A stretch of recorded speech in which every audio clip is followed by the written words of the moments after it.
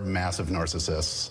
I think what Trump's doing is more dangerous even than that, which is, I think, to pick up on what Zerlina said, they're painting and creating a world of pseudo events and pseudo dramas that is covering over what's really happening. You didn't watch the show last night, did you? I did not watch the show last night. Okay, we're just confirming. Exactly that? Well, we were talking about Daniel Borstein's 1962 book, which the image which goes into the pseudo events. Then it was a kind of a mild side tactic of corporations. Now it is the language of politics. I wonder, you know, the Obama joke famously at the Correspondents' Dinner was that, oh, Trump would be president and have to make apprentice-style decisions. How do you feel, Zerlina, witnessing this today as we've been discussing with apprentice contestants being put up for the pardon power? I mean, it's clearly a signal to, you know, the folks like Michael Cohen and others who are in legal jeopardy, but I think that it's very alarming because, you know, just for full context, and you know this, you can pardon people with low-level drug offenses who have been in prison for a long time and turn their lives around. Why didn't you say man? And you know this. It could be a man. And you know this, man. This is a Friday reference. Because I default to woman, Ari. Have you ever seen Friday? I'm up against the Patriots. We could, all right, and you know this, I default to woman when I talk. No, I'm just, well,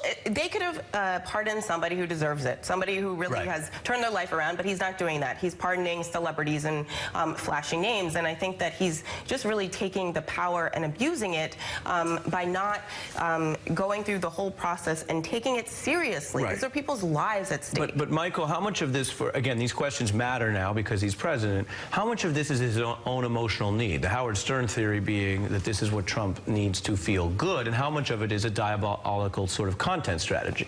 Well, I would say for people who want to be on television, everyone except you, there's a deep desire and need for affirmation, right? And I spoke to a celebrity psychologist. Having you ironically affirm me as an exception within that comment was just some very high-level stuff you're doing. Right. It's sort of counter-trolling, as it were. Ooh. Yes. Counter-trolling. We covered trolling this week, too. You're on a roll.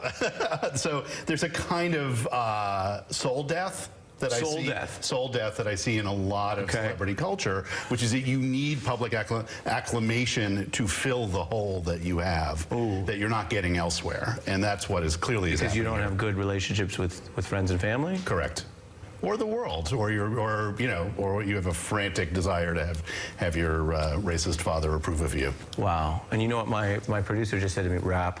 We're just getting to the darkness in the center of the human experience, and I'm getting narcissists are people who grow up to become narcissists are frequently raised by narcissistic parents. Which makes sense. Final quickly, because we are wrapping. Flavor of Love.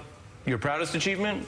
I may go to hell for that, but yes, I'll stick by it. Michael Hirschhorn and Zerlina Maxwell, fascinating discussion. You both brought a lot to the table. Coming up, are Donald Trump's lies getting worse? We're going to talk to a man who warns the false claims are getting more blatant, but there's a way to fight it. Tony Schwartz is here. And first, former Speaker John Boehner out of politics, and look at him speaking his